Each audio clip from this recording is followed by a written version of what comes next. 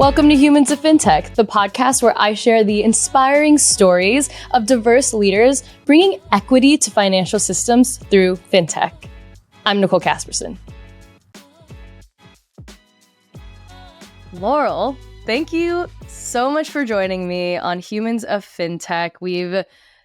My listeners wouldn't know this, but we've known each other well before Fintech is Femme and Humans of Fintech ever existed. So it's a little bit of a full circle moment to be able to come together and, as we're both working on somewhat, new and exciting things, if you will. So thanks for joining. I'm thrilled to be here, Nicole. Really excited for the discussion today. So thank you for the invitation. Yeah. Yes. Well, to start, most important question, how are you doing today? Where are you calling from? What is going on in your life right now? So I am doing fantastic. I'm doing great. I am calling you from a hotel room. I am back to road warrior days. Feels like pre-COVID. I'm using my ironing board. It's my favorite use in a hotel room is to use the ironing board as my desk. And I'm doing really well. I'm a little breathless in that there is so much market demand for our offering because of major policy changes that it's a challenge to keep up with. But that's a luxury problem and a problem we've been working to create for many years. So it's exciting. Yeah. I mean, and just we're talking about all of the things going on with student loan forgiveness and student debt, which we're going to get into a bunch later. But thank you for sharing. So before we get into all of the things, I always love to learn first about how a human enters, the fintech space. It's not a typical journey for most of us. So could you tell us a little bit about how you found your calling in the fintech space? Yes. Calling is an interesting calling.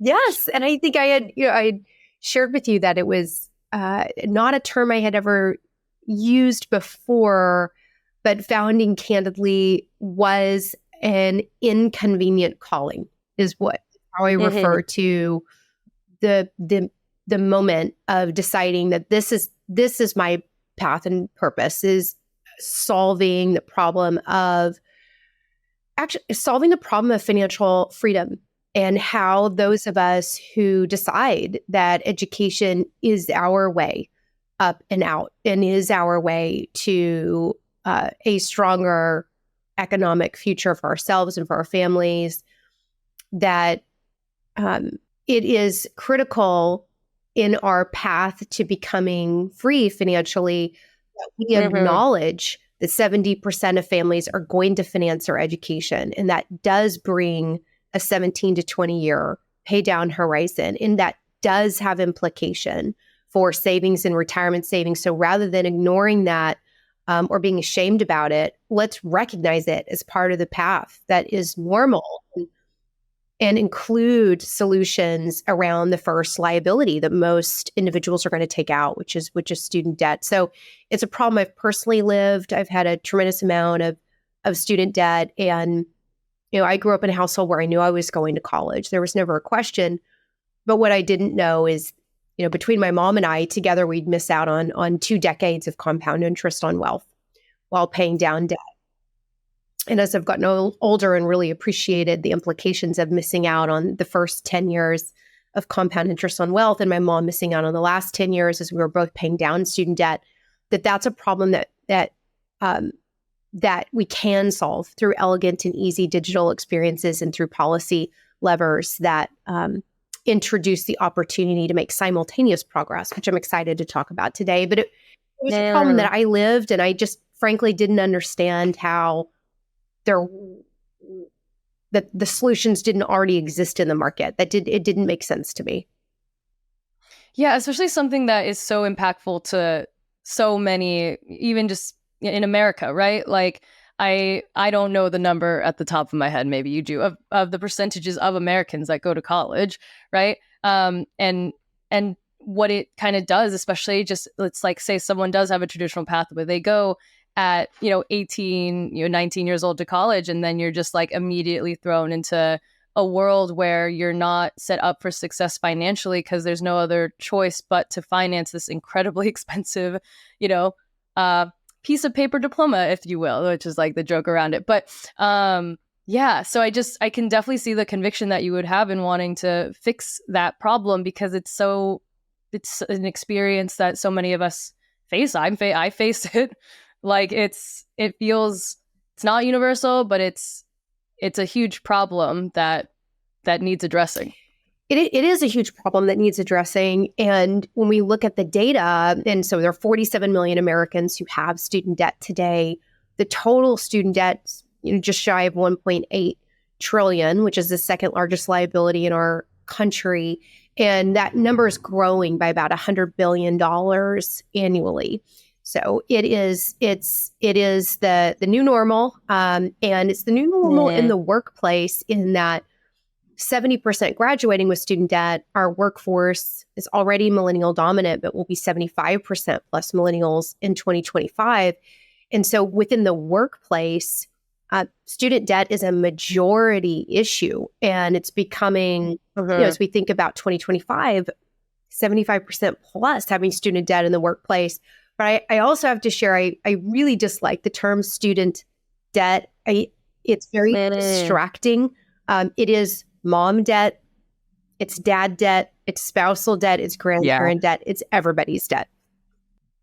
Yeah. Oh my God. Actually, I love that you bring that up, because that's what a way to make it to realize, like, it's kind of the saying, it takes a village to raise a kid, when there's like a lot of these stereotypes that it should just be the mom, or should just be whatever, that we deal with in our society.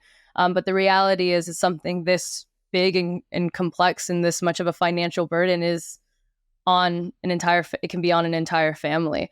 I mean, I haven't even heard anyone decide to phrase it that way, right? And decide to say, hey, you know what, student debt, like, that's so weird to put it on one individual. Like, what a unique way to actually just talk about it in a different way and see how much more it impacts, right? Even people that are just there to support, said student that is accruing this financial burden. Indeed, yes. And we see it in the data, in terms of, and it's a bit of myth busting, because when we think about who holds student debt, in employers, we're primarily offered as a workplace benefit. Employers tend to think of those who have student debt as just coming out of college, and or low income.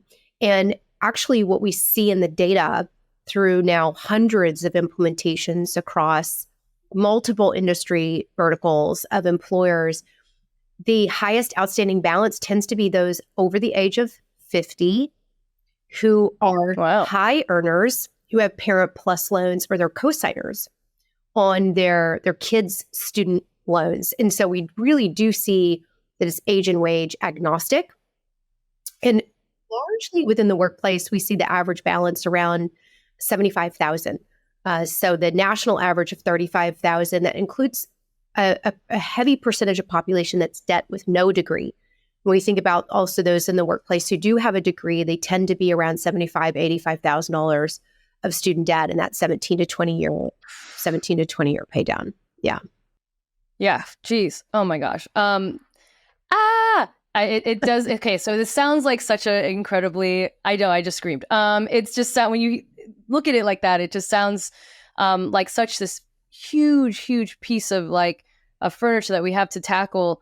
So tell us about Candidly a little bit. Tell us how it started, and let's just go from there. Amazing. Yes. So Candidly, we are the market's only AI-driven student debt and savings optimization platform. We exist to crush student debt and to empower hardworking Americans to go beyond debt into wellness and ultimately wealth. It is not a tagline. It is what we actually do. We see the student debt crisis and the savings crisis goes hand in hand. And so as you think about the experience between my mom and I, those with student debt move through their financial goals in a sequential manner. They first pay down student debt. And actually my alma mater at MIT conducted a survey. The MIT Age Lab conducted a study that in partnership with TIAA, that actually quite depressing, indicated that it doesn't actually matter if you have $2,000 left in student debt or $75,000 in student debt. Until the final amount of debt is paid down, about 80% of those with student debt do not save in retirement savings or other savings until the entirety of their student debt is paid down. So moving through our financial goals in a sequential way is actually financially devastating because we're missing out on the magic of compound interest on wealth as early as possible in our career trajectories and our financial journeys. And the data show those who have student debt at the age of 30 have half of their retirement savings of those without student debt, which was certainly the case for me. And so when I founded Candidly, because I was living this problem and frankly had a lot of embarrassment around it and shame. I went to Texas State, then I went to MIT, but I didn't feel like student debt was something that my colleagues or peers talked about. And there is a weird and very common feeling of shame around student debt. I wanted to normalize that and destigmatize debt and digitize it and apply best-in-class out-of-category user experience to the problem of student debt.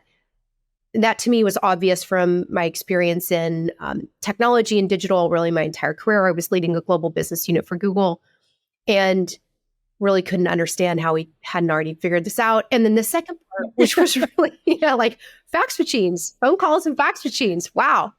It is, that is okay. Oh my God, I'm like, no wonder we have a terrible outcomes around student debt. Oh my God. Can we even find a fax machine? Like people graduating today, I don't think have even ever seen one. They know what those things are anymore. Exactly. Oh my gosh, like a rotary phone. And the second aspect, which was really the big bet, not obvious, and was kind of laughed at, actually, when I first founded Candidly, was the vision that employers would offer benefits to address student debt, just like any other benefit offered in the workplace, like 401k, like tuition assistance or tuition reimbursement. And I believed that there would be regulatory change and policy levers that would be pulled to incentivize employers to offer benefits that address student debt within the workplace, because I knew I wasn't the only one and I knew what the data was and the future trends, the majority of the workplace having student debt. And actually, Treasury really does want to get paid back on the student debt they're lending. It's a Treasury that owns that.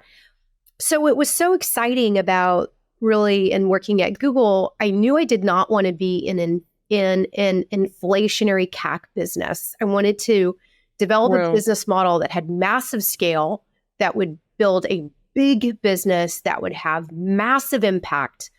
So really the vision of how do we reach 125 million Americans as efficiently as possible. And the vision from the beginning was one of embedded finance, which is, okay, well, who serves the workplace today? The largest asset managers, wealth managers, retirement providers, retirement plan advisors, financial wellness platforms, tuition assistance programs like Guild. Rather than developing a massive sales force ourselves or going to market direct to consumer, we really need to architect our technology in a platform so that we can be embedded within the experience, the digital experience of the largest financial services companies in the world. And today we have achieved that. We are distributed by UBS, by Vanguard, by Empower, Lincoln Financial Group, PNC, Guild, Education. Well, yeah. So it's, and this month we should be passing we're on track to deliver $1 billion in projected student debt savings to the users we serve. Wow. Hell yeah. Well, congratulations. Like, kudos to you. I'm just like, I want to like clap and give you your flowers. But I can't help it. I was so stuck on the part where you're like, this idea was laughed at. Tell us what you was laughed at to which part? What was like, where was the disbelief? And how did you maybe just like overcome that a bit?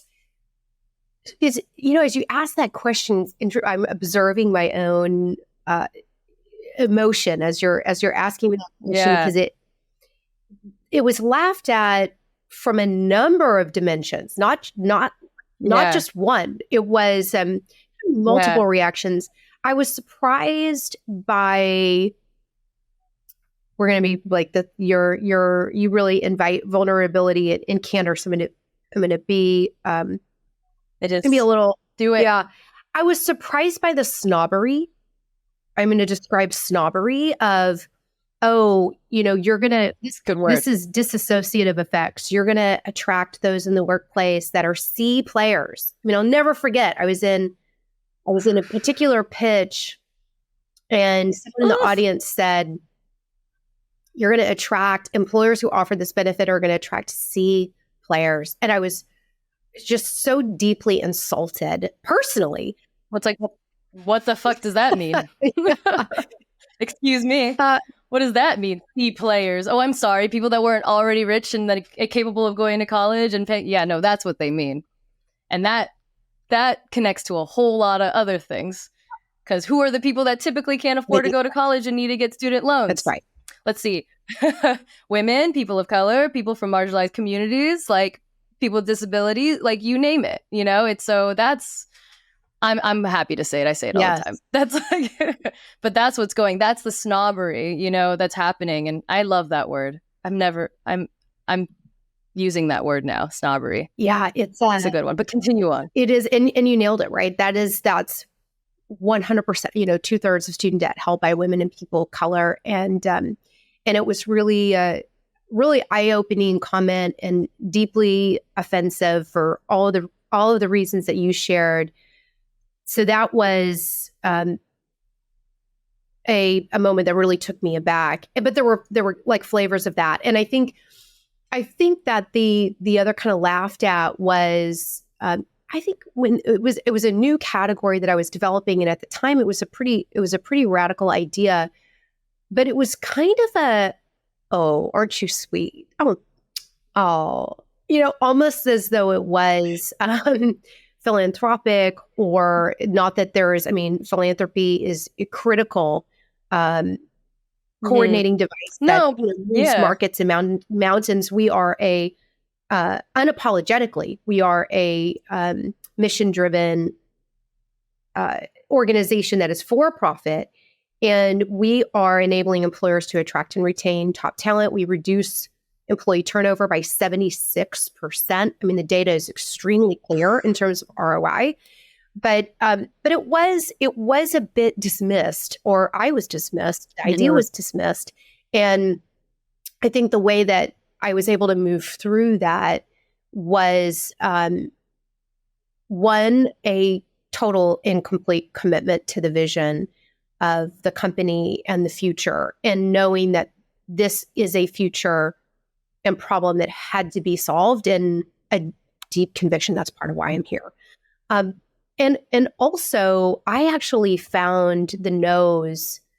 I think we're all wired differently. For me, the no's and the rejection really emboldened me to, I have my thank you board of the individuals I'm going to write a thank you card to as we, ultimately exit, to thank that person for, I'll never forget the person who said that to me.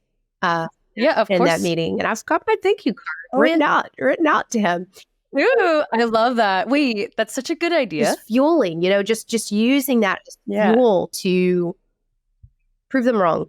Hell yeah. And I love that you shared that. And thank you for getting vulnerable with me. A lot of my audience are other female founders, CEOs, entrepreneurs like yourself. And I know, I've documented the stories. They're on this show. I've heard you're not the first, right, to have these kinds of experiences.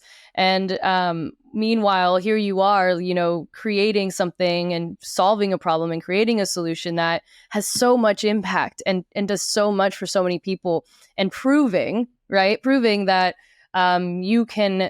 you can use technology, specifically financial technology here, right, for good while creating profit. Like, that's what Humans of Fintech and Fintech is Femme is all about. I'm here to highlight the people that understand that is a thing and that is possible. In fact, they go hand in hand. Indeed. Yes. Yeah. Look at you. Look at what you've accomplished. Look what you've done. And And yeah, so for all the other female entrepreneurs and founders and CEOs out there listening to, building incredible things and listening to this, just like always be ready to write your thank you letter to the person who laughed at you. I love that. That is what I'm getting out of this. I'm like, okay, I got to like start thinking of the thank you letters that I'm going to write, because I've also been like, you're cute. Wow. Oh, wow. Oh my gosh. Oh, you want to promote women? How adorable. It's like, what are you talking about? Like, I've created like a full-fledged business here that has like significant ROI. And so anyway, I want to talk a little bit more though about what's happening in the student loan forgiveness space right now. I know that you're focused on like using what you do to also to be able to move along with what's going on policy wise, and I know that right now, so basically I'm no expert in this, but federal student loan payments, they were paused because of the pandemic, just kind of giving that the update, right? It's been like going back and forth in terms of when they're going to continue again. They are set to continue later this year, and interest will start accruing again after being fixed at 0% since basically March of 2020, right? So I just wanted to get, for anyone that doesn't know like what's going on, that's kind of a very TLDR version. Was that perfect? What would you add? Oh, it's perfect. Did I do good? Yes. Okay. Brilliant. So then can you like just give us your perspective on like the challenges and like as you're doing Candidly, like in building this out and helping people, like what's it like kind of navigating what's going on in like the media and the policies and the politics, and while you're also trying to, grow and scale and help people? Sure. Yes. Well, we have been operating in an incredibly dynamic dynamic market, certainly, and moving through COVID, and then concurrently during COVID having a 3-year moratorium on student loan payments is a really interesting and was not a known 3-year moratorium on student loan payments. It was a rolling 90-day update on the status of the student loan moratorium. And so really what that means is when you think about that 3-year period of time, there were 90-day increments in which the 47 million Americans who have student debt, we're told 43 million of them have federal student debt, that payments were going to resume in 90 days. And then actually, no, 90 more days. 90 days. Yeah. Oh, no, this is the last time. 90 more days from now. So that happened 9 times, right? So it's not actually a 3-year period of a moratorium. It was 8 periods of being delayed 8 times. And so it's, the market conditions when we're in the business of also providing guidance and informing borrowers and helping them to prepare for college, pay for college, become debt-free as they finance their education and save for the future, providing guidance during a period of historic confusion around what's going on. We recently transcribed 500 hours of coaching calls. We provide coaching to users, so human touch in addition to the high-tech experience, digital experience. And the last set of data that we pulled prior to the announcement that the moratorium would end. So when borrowers were thinking, they were anticipating the moratorium would continue, the 4 common sentiments as users came to us about their student debt, employees about their student debt, was dread, fear, confusion, and frustration. And this is when they actually thought the moratorium was going to continue. So there's this real state of panic. Also, from a data perspective, because we have access to kind of a 360 view into finances, from income to the funding account, spending account of a user, as we're gamifying the wallet and offering contributions from employers and other capabilities. What we've seen in the data when the moratorium was first imposed, there was an increase in savings and a decrease in revolving consumer debt. So borrowers taking advantage of this opportunity to have some save and pay down debt. We have seen a complete reversal of that. So we now see elimination of savings and a dramatic increase in consumer debt and an increase in rent by about 7% because of this inflationary period. So that's kind of from a data perspective, what's happening with users. From an employer perspective, what we've seen, the Consolidated Appropriations Act of 2021 was the first major policy lever to pull, which was just exhilarating in enabling employers to tap their tuition assistance or tuition reimbursement budget, which goes 95% unutilized annually. Wow. And 71% of employers offer tuition reimbursement. So they have money set aside, 95% goes unused. The Consolidated Appropriations Act actually enables employers to leverage that same exact budget, the same exact amount of $5,250 that can be provided tax-free to pay down the student debt of their employees. So now you can upskill from that budget and you can pay down the debt employees are bringing on day one. That policy lever, we increased our employer contributions flowing through our platform by 3,600% last year. Jesus. Sorry. Despite I was actually just on a call this morning recruiting a really incredible payments engineer because we've gone through this real hockey stick moment in employer adoption. So despite the moratorium, employers saying we have got to attract and retain talent. Healthcare is a big mover in student loan repayment because there's a 76% reduction in churn when offering student loan repayment. I mean, the ROI is extremely compelling. But I'll also share one more on the dynamics, because this is what I'm almost even more. I mean, you love all your babies equally between the Consolidated Appropriations Act and the Secure Act. But, the Secure Act, Secure 2.0 passed December 29th of last year.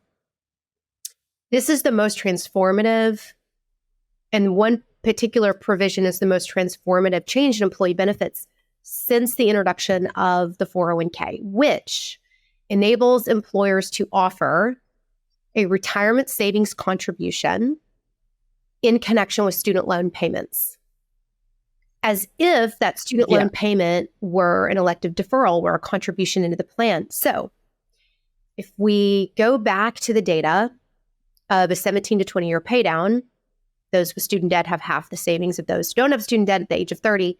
This one provision for employees who work for an employer that's offering a match. Let's imagine that they work for the employer for 50% of the time they're paying down their student debt. 10 years, since it takes 2 decades. 10 years. They receive a match for 10 years just based on their student loan payments. They never make a contribution to retirement savings outside of that employer match. That individual will have $450,000 of retirement savings at the time of retirement, just based on the match on their student loan payments, which is 4 times what boomers have saved today. And that's what we're enabling is really digitizing, unlocking that capability. Yeah, exactly. And thank you for sharing all that. And I think it's just so cool the approach that you went with, right? I think that there's a lot of in the fintech space, there can be a lot of put the onus on the consumer or the borrower, when really this B2B approach is so smart. It's just so much more impactful. You're going right to the source, you're going right to the place, and you're meeting the borrower consumer where they're at, as opposed to just being here's another thing to figure out, right? It's instead you're embedding the solution right where they already are, which is their work and their job and their employer.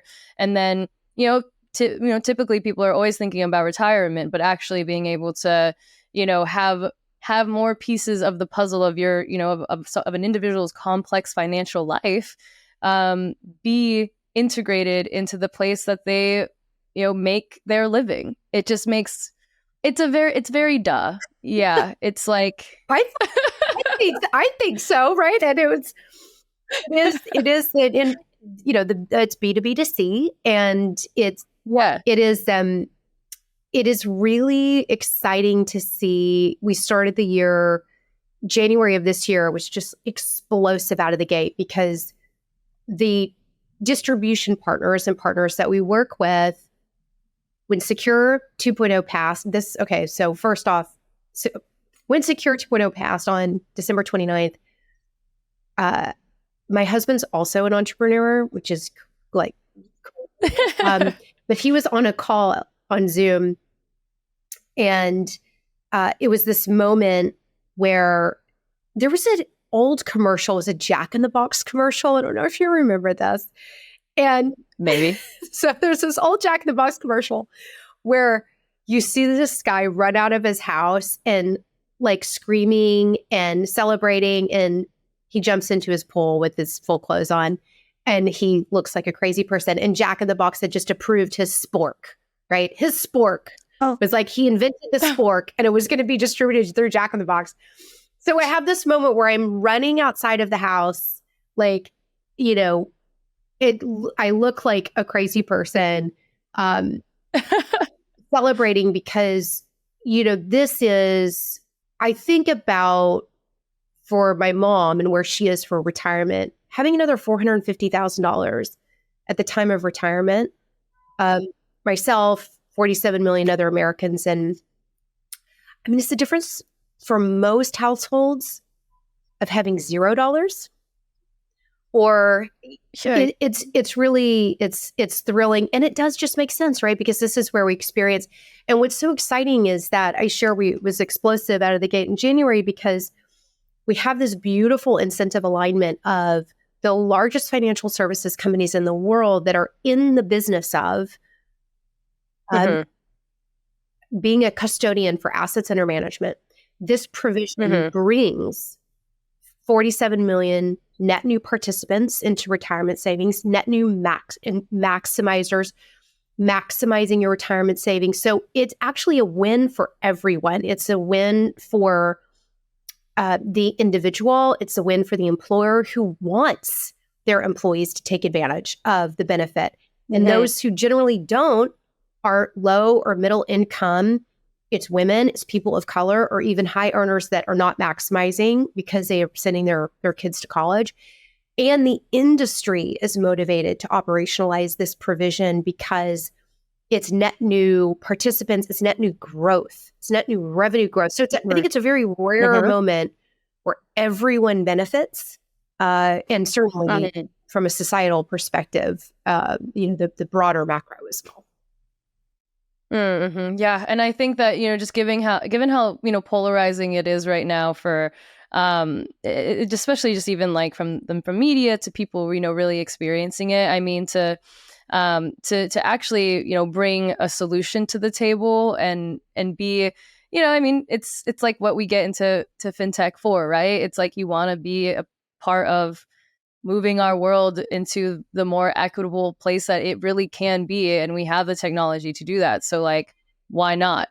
But yeah, and just kind of and tackling this is very timely. Like I'm glad that we finally got a chance to do a podcast together, because I've known about what you've done for some time, but it just felt like, I mean, right, this year, I mean, it's not surprising that you're like, it's been explosive growth, like, because of everything that's been going on. So, I mean, kudos to you and congratulations on everything that you have done and accomplished.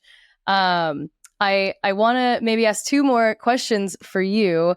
Like I said, I have a lot of women like yourself that are in my audience. So how do you through all of the ups and downs, the successes, right? The crazy landscape that is student loans and student debt and loan forgiveness. How do you remain positive? How do you like continue to push forward? How do you keep going on the road shows like you are on now? What is that sauce for you? So I think there are three things I would say. Okay. Stamina, in maintaining stamina and spirit. stamina and spirit. So one is really like deeply connecting to the why, staying connected to that why. So this month, we're crossing the $1 billion impact threshold, generating $1 billion of projected student debt savings for our users, which is, really thrilling. And it's even more thrilling when we think about being here next year and saying, oh, we have X billion in debt of projected savings and 3 times that in savings that we've generated in connection. Yeah. So really staying connected to the why and the mission of the organization, because you got to like keep heart and soul as you move through it. Like that's ultimately what I believe pulls you through. 2, surrounding yourself with amazing people. And I think that can be really challenging in the beginning when you're doing something that can be perceived as radical, but really trying to be very thoughtful about the company that you keep. And 3, good old fashioned discipline. Yeah. I think for each of us that can mean something different, from, doing the small things every day that most people do not do, in the legs feed the wolf, in activity and follow up, but also from a health perspective, and mental health perspective as a founder. It is a marathon. It's like a HIIT training marathon where it's like, oh God, it's like, because it's really not like a marathon is like, all right, you're going to run for 26 miles and you're going to like keep your same pace. Yeah, no, this is like Alex Toussaint in HIIT interval training for a decade, right? Like that's what we're saying. Yeah, oh my God. I think it's important to know what works for you. So what works for me, I got to move my body in the morning, every morning, no matter what time zone on. I don't drink. It just doesn't work for me. It's just doing what you need to do, because it's not a balanced season in life. There's no balance. I mean, to be clear, like that doesn't exist. It's going into a season to say, this is going to be totally unbalanced season of my life. You got to plan for it to be a decade. And think through what's going to help you and hurt you, in that journey, and then be very disciplined about it. Right. Oh, I love that. It's giving, this Barbie is on the right track, right? Like she's on her track, and I agree, right? As someone who's like been building this media company, I also am, you have to decide where is the level of discipline? Where is there room for fun and play, and it's, who are the people that are going to make me my best self, basically. It's basically what you're saying, right? Like you really do have to create an environment around you that you have to take care of yourself, that makes you the best that you can be, so that you can go out there and you can have the stamina, you can you can be confident enough, right, to be like, I remember that person. I'm going to write them a thank you note for motivating me because they made me feel even more passionate about what I did, right? It's like, it's seeing those little things and being able to create an own pathway for success for you and what that looks like. And I think that's so important today, because there's so much like standard playbooks for what success looks like, when really you have to develop your own.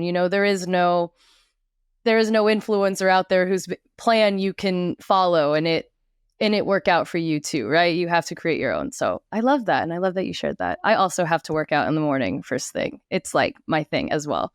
I try to do the night thing. It's too much. I know. Well, Laurel, my final question for you. If we need to be the change that we wish to see, what change do you wish to see in fintech, and how do you embody it? So I think the comment that you made, that purpose and profit go hand in hand, is a really important, to me, that is what enlightened capitalism looks like, is recognizing these are not opposing forces. They are aligned.